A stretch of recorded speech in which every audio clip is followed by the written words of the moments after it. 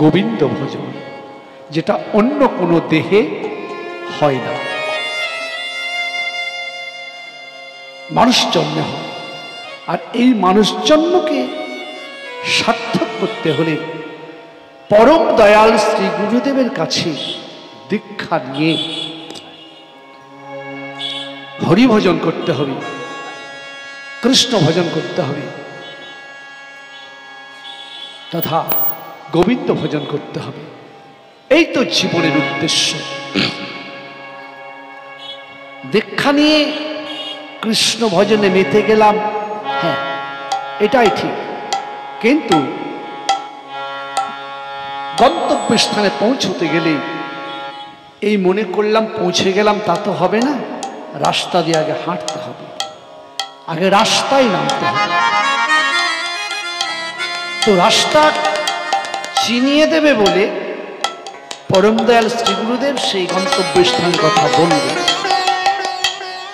কিন্তু একটা কৃপারও তো প্রয়োজন।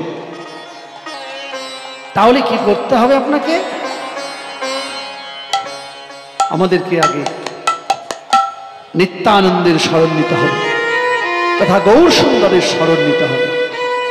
মশাই, আপনি কৃষ্ণলীলা শ্রবণ করতে এসেছি, গৌর চরিত্র কেন শ্রবণ করব, গৌর লীলা কেন শ্রবণ করব না? দেখুন, আমাদের হৃদয় পাত্র দিয়ে কৃষ্ণ সেবা ভক্তবস্তু আমরা আস্বাদন করব, এটাই আমাদের দার্শনিকরা তথা লীলা পরিকররা বলেছেন। কিন্তু ধরুন একটা দার্শনিক দৃষ্টান্ত দিচ্ছেন, এই চাঁদপুর তেঁতুলতলা ইউটিউব চলছে, আপনারা দেখতে পাবেন। তো চাঁদপুর তেঁতুলতলায় একটা মহাচক দিবে, মানে শেষের দিনে ধুলটের দিনে খিচুড়ি প্রসাদ দেয়, সব জায়গাতেই দেয় মহাপ্রভু প্রসাদ, এখানেও দেওয়া হবে। মহোৎসবের দিন আপনার প্রসাদ পেতে বসেছে, এখন সেই প্রসাদটা পাবেন তো মাটিতে তো দেবে না, একটা পাত্র দিবে, পাতা দিবে, তা কলার পাতা হোক, থার্মোকলের পাতা হোক, কাগজের পাতা হোক, শাল পাতা হোক, যে কোনো একটা পাতা দিবে। তো ওই পাতার উপরে খিচুড়ি নিয়েই কি আপনারা খেতে শুরু করবেন? না, ওই পাতাটাকে আগে পরিষ্কার করতে হবে, ধুতে হবে। কেন? কোন গোডাউনে ছিল, এখন ইঁদুর বাদুর আরশোলা টিকটিকি ছাটপোকা ইত্যাদিতে মলমূত্র ত্যাগ করেছে, সেই পাতা দিয়ে আপনি যদি প্রসাদ পান পেট ভরবে, কিন্তু একটা ইনফেকশন হওয়ার সম্ভাবনা রয়েছে, কোন একটা বিষক্রিয়া হতে পারে, যার জন্য পাতাটাকে ধুয়ে দিতে হবে। দৃষ্টান্ত। সিদ্ধান্ত কি না, মহাপ্রসাদ পাওয়ার জন্য পাতা নিলে পাতাকে যেমন পরিষ্কার করতে হয় একটু জল দিয়ে, ঠিক তেমনি আমরা কীর্তন শুনতে এসেছি আমাদের একটা পাতা নিয়ে। কোন পাতা? না মন পাতা। এই মন পাতাটাতে আমরা মহাপ্রভুর নাম প্রসাদ আস্বাদন করব, কৃষ্ণ নাম আস্বাদন করব। তো এসেছে কোথা থেকে মনটা? একটা গোডাউন থেকে। কোন গোডাউন? সংসার গোডাউন। এই সংসার গোডাউন স্তূপ থেকে এই পাতাটাকে কত কষ্ট করে সময় বের করে আমরা নিয়ে এসেছি। বৌমা তো কোনোদিন বলবে না, বাবা আপনি সারা জনম চাকরি করে বা রোজগার করে মাঠে খেটে অনেক পরিশ্রম করে আপনি সংসারটাকে তৈরি করেছেন, আপনি নিশ্চিন্তে ভজন করুন, তো মালা জপুন, কৃষ্ণ নাম করুন, আপনাকে কিচ্ছু করতে হবে না। এমন কি কোনো বৌমা আছেন এখানে? শ্রোতা তো অনেক আছে, একটু হাত তুলে বাবুকে হাত দিয়ে বিশ্বাস রেখে সত্য করে আমাকে বলুন তো যে হ্যাঁ আমরা আমার শ্বশুর মশাইকে ভজনের জন্য কত কথা বলি যে ভজন করুন, বলবেন কি? না, এক জোড়াও বলতে পারবেন না। খুব জোর বলবেন যে বাবা আপনি তো বসে আছেন, একটু বাজার থেকে বাজারটা করে দেন তো, করে নিয়ে আসুন তো। বসেই তো আছেন, আমার ছেলেটাকে ধরুন তো। আরে বাবা বসেই তো আছেন, আপনার ছেলে বলে গিয়েছে শ্যামলের কাছে 2000 টাকা পাওয়া যাবে, নিয়ে আসেন তো। এই রৌদ্রে টাই টাই করে শ্বশুর মশাই ধরে, এমন কোনো বৌমা বা কেউ নেই যে নিশ্চিন্তে ভজন করতে বলেন বাবাকে বা শ্বশুরকে বা শাশুড়িকে, বলবেন না। তাহলে বহু কষ্ট করে সংসার গোডাউন থেকে, সেই স্তূপ থেকে নিয়ে এসেছি এই মন পাতাটাকে কৃষ্ণ প্রসাদ আস্বাদন করবো বলে, না কি বলছেন আপনারা? এই কৃষ্ণ প্রসাদ আস্বাদন করবো বলে যে এসেছেন, দেখুন এই মন পাতাটাতে আশা কামনা বাসনা কত টিকটিকি আরশোলা গিরগিটি কত ছোঁয়া লেগে আছে। তো এই পাতাতে দিয়ে কি আর সরাসরি কৃষ্ণ প্রসাদ আস্বাদন হবে? হবে না, ধুতে হবে। কি দিয়ে ধুবে না? গৌর নাম রসাদ নবী, এই গৌর নাম রসাদ নবী আমাদের মন পাতাটাকে সংসার গোডাউন থেকে নিয়ে আসা আশা কামনা বাসনার ছোঁয়া লাগা এই মনটাকে গৌর নাম রসাদ নবী পরিষ্কার করে নিয়ে শুদ্ধ কৃষ্ণ প্রেম ভজন গৌর নাম আস্বাদন করতে হবে। কৃষ্ণ ভজন বা কৃষ্ণ নাম আমরা আস্বাদন করব। তাই গৌর সুন্দর কি করছেন? তার জন্য আমাদের গৌর লীলা আস্বাদন করা উচিত। তো গৌর সুন্দর কি করছেন না, ছোট ছেলে হামাগুড়ি দিয়ে মায়ের সামনে খেলাধুলা করছেন। আমাদের যেমন নাতিপুতি ছেলে মেয়েরা খেলা করে, ঠিক ওই ধরনের কৃষ্ণের যতটুকু খেলা সর্বোত্তম নরলীলা, নরবপু তাহার স্বরূপ। কৃষ্ণের গৌরের খেলাটা মানুষের মতোই। তাই গৌর সুন্দর লালে ঝড়ো ঝড়ো মুখ দেখিতে সুন্দর পাকা বিম্ব ফল। বিম্ব মানে বিম্ব ফল চেনেন? চেনেন না তো? বিম্ব ফল তেলাকুচা ফলকে বলা হয়েছে বিম্ব ফল, পাকা বিম্ব ফল। শরতের ছোঁয়া লেগে তেলাকুচা ফল যখন পাকে তখন শিশির বিন্দু পড়ে, আর ভোরের সূর্যতে, সকালের সূর্যতে যখন সকালের সূর্যটা পড়ে শরতের ছোঁয়া লেগে এত সুন্দর ঝিলঝিল ঝিলঝিল করে যে সেটা ভাষায় কবিরা কল্পনা করতে পারেন না। তাই পাকা বিম্ব ফলে যিনি সুরঙ্গ অধর অঙ্গ ধৌবলয়া শোভে যুগলে যুগলে অঙ্গ ধৌবলয়া শোভে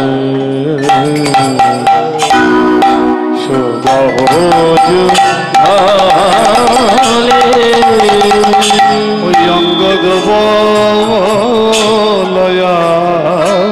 শোভে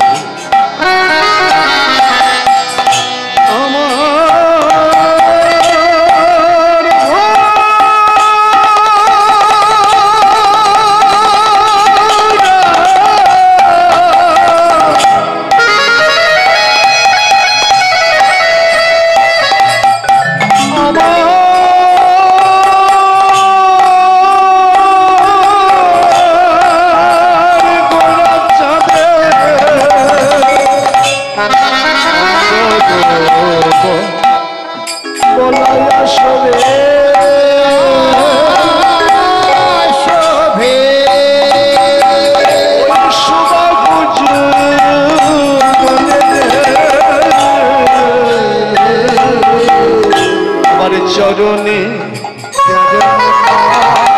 আমার গোজারে চরণ ওই ব্রহ্মাঞ্চিত চরণ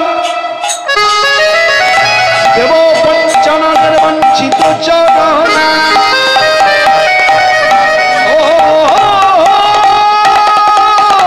বিষ্ণু চরণ ধৌত কারিণী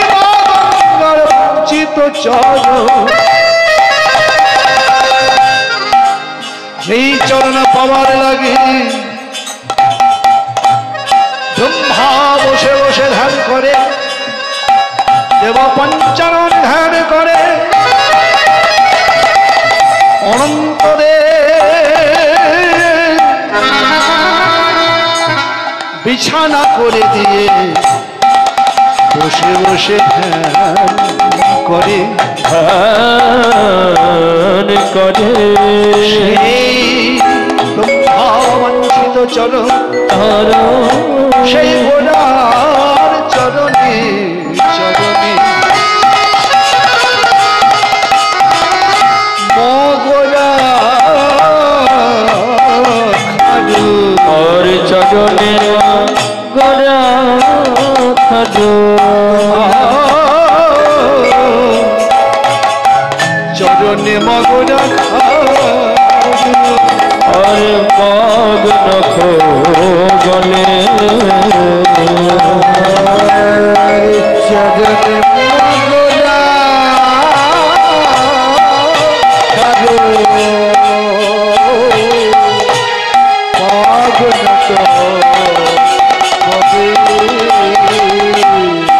হরি নয়ানন্দ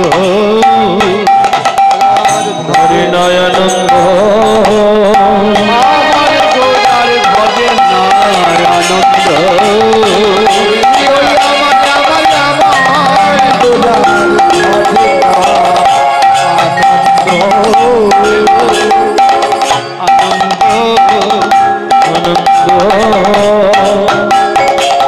আমার গোরা চাঁদের ধরে নয়ানন্দ আমার গোরা চাঁদের ধরে নয়ানন্দ আমার গোরা চাঁদের আজ সচির আঙিনার মাঝে আমার গোরা চাঁদের সচির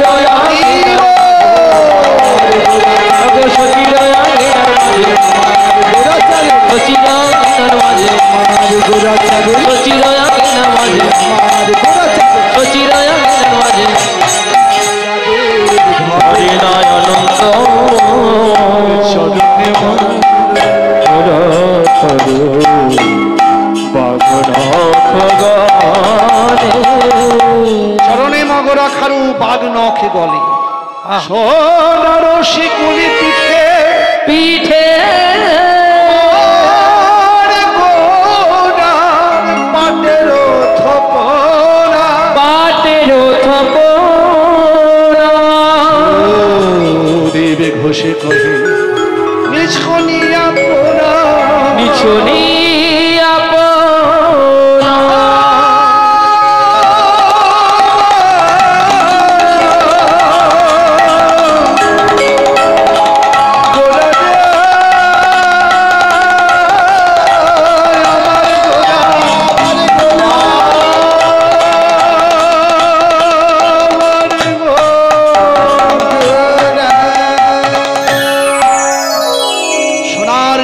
পিঠে পাটের থোপনা বাসুদেব হেসে কহে নিছনি আপনা আমি জন্মের মতো বিকায়ে গেলাম জন্মের মতো বিকায়ে গেলাম বাসুদেব ঘোষ এক পাশে দাঁড়িয়ে বলেছে ওকে গৌড়ে খনি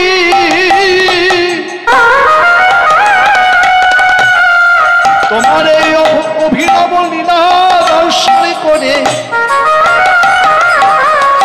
ওই দেবতা বাঞ্ছিত চরণে তোমার ওই চরণে তলে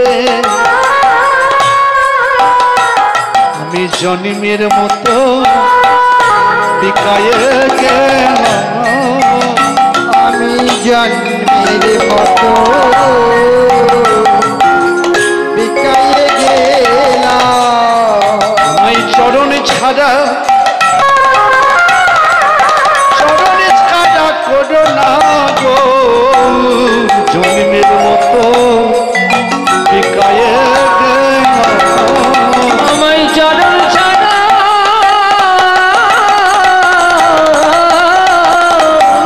করো না গো তুমি যে পতিতে পাবো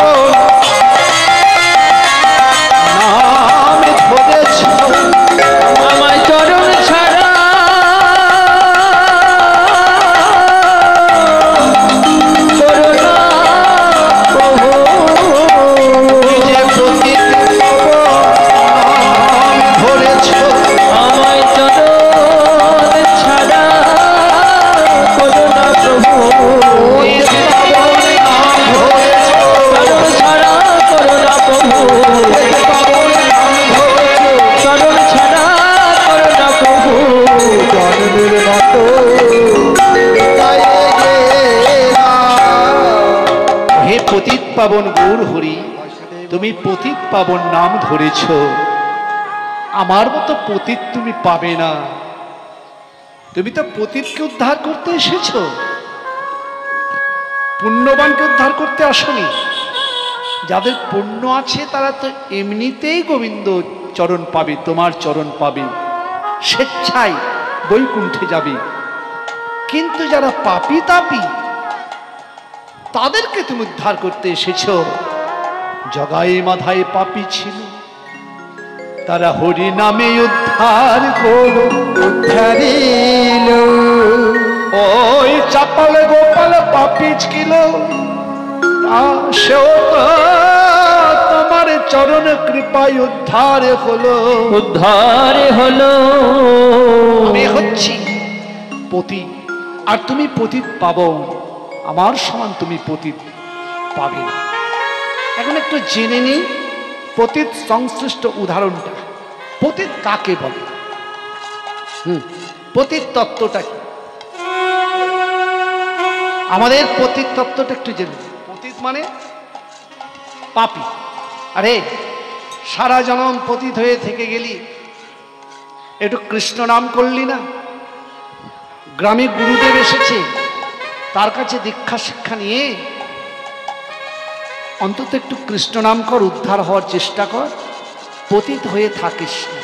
তা পতিত মানে পাপী, তাই তো নাকি? আবার পতিত, এই দেখুন আমার হাতে চাদরটা, হস্ত হইতে চাদর খানা নিম্নে পতিত হইল। তা পতিত মানে পড়ে যাওয়া, পতিত মানে পাপী, পতিত মানে পড়ে যাওয়া। আর দীর্ঘদিন থেকে, এই যে রাধে রাধে বাবা, দীর্ঘদিন থেকে আপনার জমিটা যদি চাষবাস না করা হয়, 10-20 বছর ধরে আপনার জমিটাকে আপনি চাষবাস করেননি, কি বলবেন? উত্তরটা আপনাদের কাছে, কি বলবেন বাবা?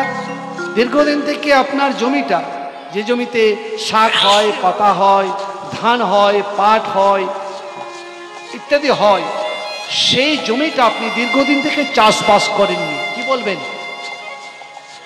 পতিত নাকি? পতিত বললেন যে পতিত জমি। তো যে জমি দীর্ঘদিন থেকে চাষবাস করা না হয় তাকে বলা হয় পতিত। আমাদের দেহটাকে কি বলা হয়? দেহ জমি। দেহ জমি কেন জমি বলা হলো? না, 24টি উপাদান দিয়ে আমাদের দেহ গঠিত। সবাই বলো তত্ত্ব তত্ত্ব, কিবা তত্ত্ব জানেন? 24 তত্ত্বেতে হয় মানুষের দেহের গঠন।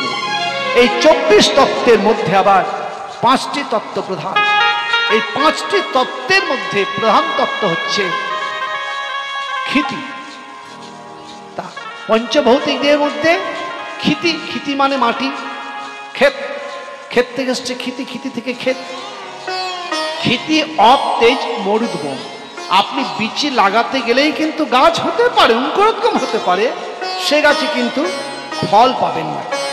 ছোলা লাগালেন, অঙ্কুরোদ্গম হলো, কিন্তু ছোলা থেকে আপনি গুড় যে পাবেন, ছোলা যে পাবেন, এটা কিন্তু নয়।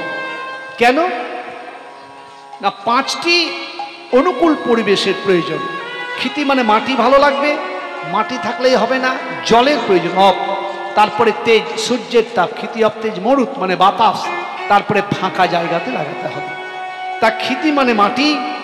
তাহলে আমাদের দেহটা হচ্ছে পঞ্চভৌতিক, ক্ষিতি অপ তেজ মরুদ্বম। তাই বাংলার কবি রামপ্রসাদ সেন তিনি মাকে কাঁদতে কাঁদতে বললেন, মাগো আমার এই মানব জমি, মাগো আমার মানব জমি, মা মানব জমি, আমার এই মানব জমি নীলপতি আবার আমার মানব জমি, মানব জমি মা গো, আমার মানব জমি রইল পতি আবাদ করলে সোনা।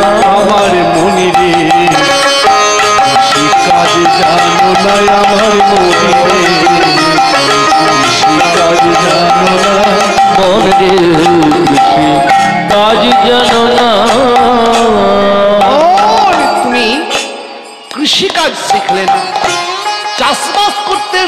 না তোমার মানব জমিটা দীর্ঘদিন থেকে পতিত হয়ে থেকে নষ্ট হয়ে গেল। তাহলে এই জমিতে যদি চাষবাস করতে, বীজ লাগাতে, সোনার ফসল ধরত। কি দিয়ে চাষ করতে হবে? কৃষ্ণ কর্ষিত লাঙল দিয়ে। শিখিয়ে দেবে কে? পরম দয়াল শ্রী গুরুদেব। বীজ কোথায় পাওয়া যাবে? পরম দয়াল শ্রী গুরুদেবের কাছে। কোন বীজ? কৃষ্ণ নাম মহামন্ত্র।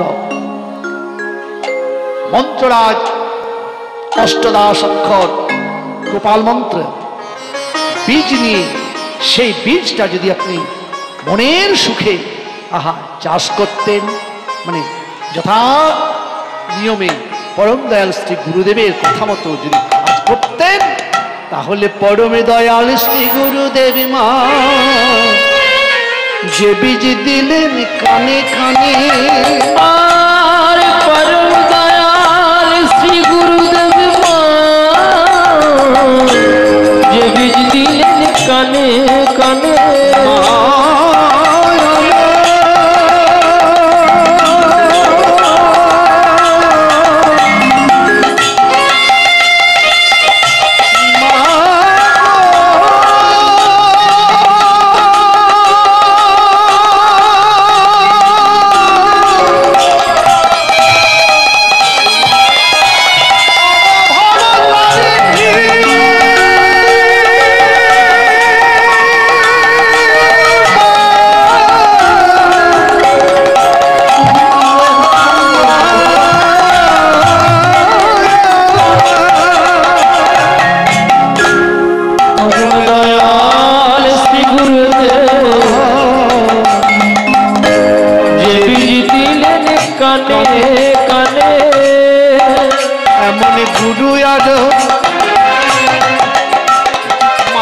এমন গুরু আজ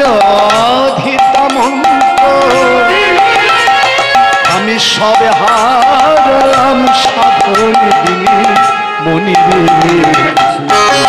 আজ জানো না আমার মনরে কৃষ্ণ, আজ জানো না আমার আজ জানো না। কৃষিকাজ যদি জানতে, তাহলে তোমার দেহ জমিটা উর্বর হতো, গোবিন্দের চরণ ছুঁতে পারত।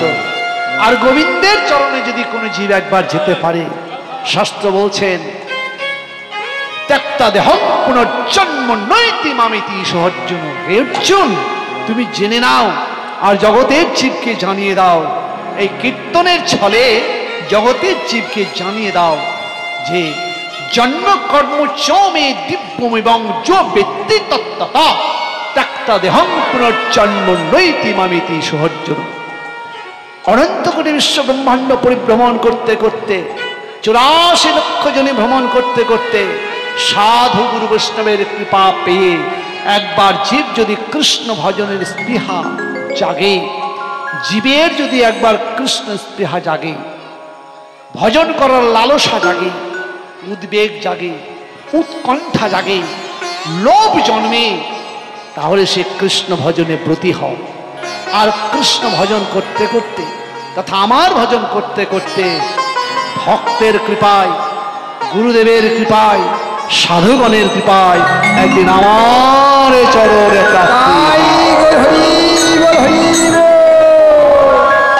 তাই বলছি, তুমি আমার ভক্তের সঙ্গ করো। পতিত পাবন গৌর হরি, তাই তোমাকে বলেছি হে পতিত পাবন গৌর হরি, আমার মতন তুমি পতিত পাবে না। বাসুদেব ঘোষ এক পাশে দাঁড়িয়ে বলছেন, বাসুদেব ঘোষ তাকে পিছনে আপনা বাসুদেব